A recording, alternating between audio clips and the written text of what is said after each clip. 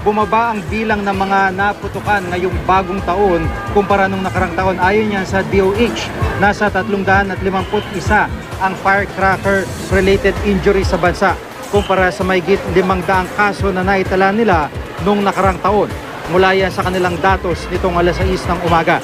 Ayon sa DOH, resulta ito ng kanilang aktibong kampanya kontra sa pagpapaputok at dahil na rin sa tulong ng mga lokal na pamahalaan. Pero tumaas naman daw ang bilang ng mga kinailangang putulan ng mga bahagi ng katawan dahil sa pinsala ng paputok. 14 na taong kinailangang putulan ngayong taon, mas mataas ng 75% sa 8 katao lamang noong pagsalubong sa 2014. 5 taong gulang na batang lalaki ang pinakabatang naputulan habang 67 taong gulang naman ang pinakamatanda. At sa puntong ito makakasama po natin sa linya ng telepono si DOH Acting Secretary Janet Garin. Magandang hapon po, ma'am. Magandang hapon rin po sa inyo, Gigi, at magandang hapon sa inyong mga masugid na tagapanood. Opo. Ma'am, dito po sa data ng DOH, mas marami po ngayon yung mga biktima ng paputok na kailangang putulan po at ano po yung pinaka talagang pangunahing naging dahilan o klase ng paputok na naging dahilan sa mga injuries na ito? Tatlo po yan, yung whistle bomb, plapla at saka piccolo. Opo. Talagang yung piccolo ho ay yung pa rin ang isa sa mga pangunahing dahilan. Yung bilang yung po plapla, ng yung injuries na dala ng plapla, karamihan po kung hindi man siya nakakabulag, talagang sigurado nakakaputol ng daliri. Opo. Ma'am, yung bilang po ng mga naputukan ay bumaba ayon din po sa DOH kumpara last year. Yes, bumaba ito ng 39% as compared to last year. At kung yung talagang fireworks related lang is 53% po ang reduction.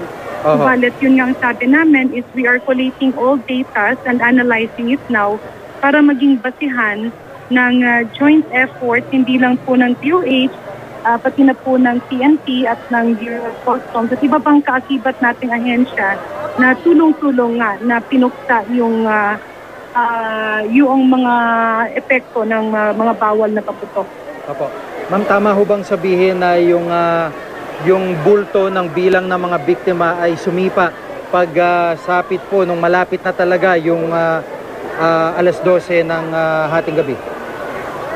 Yes. In fact, yung ibang pasyente na yan, masasama pa yan sa bilang bukas dahil nag-cut off po kami ng alas 6 ng umaga. So, yung ibang dumating, syempre, prior to reporting, una munang gagamutin at pasyente, i-stabilize before ma-report. So, meron pa po tayong mga pasyenteng hindi na i-report dito, but in terms of comparison, we always compare it in the same number of hospitals at the same time, at the same day. So it's still a reliable comparison.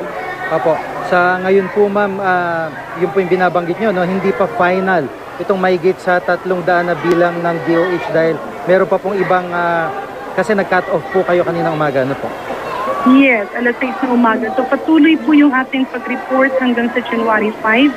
So the final outcome and final determination, yung extent ng pagbaba o kung hindi ba bumaba o tumaas ba, and then yung areas kung saan dapat maging aggressive yung kampanya sa susunod na taon will be released by January 6. But starting tomorrow, we will be releasing a daily update including po yung profiling, no, yung mga edad ng pasyente, mga biktima, at kung ito ba ay mga active users or passive users. Ibig sabihin ng active users sila ang nagpaputok, ang passive users naman yung nahagisan. So ipinapakita po dito na 70-30. No, 70% ng biktima ay sila ang nagpaputok, yung mga nahagisan naman is 30%. So kawawa naman po yung 1/3 na biktima na wala naman pong ginagawa. They were just at the wrong place at the wrong time.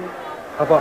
At dahil nga ho muling napatunayan na itong piccolo ang isa sa mga nagiging sanhi talaga ng pinsala, ano po ang meron ho ba kayong gagawing rekomendasyon sa PNP o ibang law enforcement agencies para talaga mapigilan yung pagpasok nito o pag-manufacture po ng piccolo? Yes, nag-uusap naman po kami ni General Espina, patuloy po yung kooperasyon. at recommendations will be put forward middle of next year para po maagang ma-identify. Kasi what happened now is tumating at pumasok yung Piccolo in a different packaging. Umiba po yung hitsura, hindi kaagad siya nakilala at naipuslis nga dahil nailagay sa mga maliliit na tiyangge-tiyangge.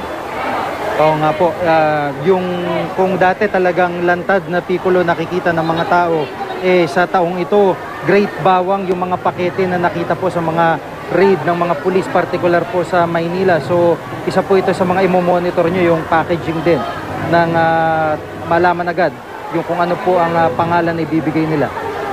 Yes, at lalo na pagka magsisimula na nga na magpapile ng kaso yung PNP sa mga nanguhuli, this will be a big deterrent. Pero ang malaking bagay po talaga pag magkaroon ng total ban on firecrackers at ipatronize na lang yung partnership between the local government units and of course the private sector na maglalagay ng public fireworks display. Isa rin po ito sa nakita naming rason kung bakit kumonte yung mga naging biktima ng kaputok dahil dumami po yung ating mga public fireworks display. Kung saan, maski yung mga nag-a-attend doon, ayaw nga ng kaputok sa takot na mataplisan or mahagisan sila o yung kanilang mga kasamahan. Opo. Maraming salamat po sa pagkakataon, ma'am, at makikibalita ulit kami sa inyo, si DOH Acting Secretary Janet Garing. Salamat po. Maraming salamat din po. Happy New Year.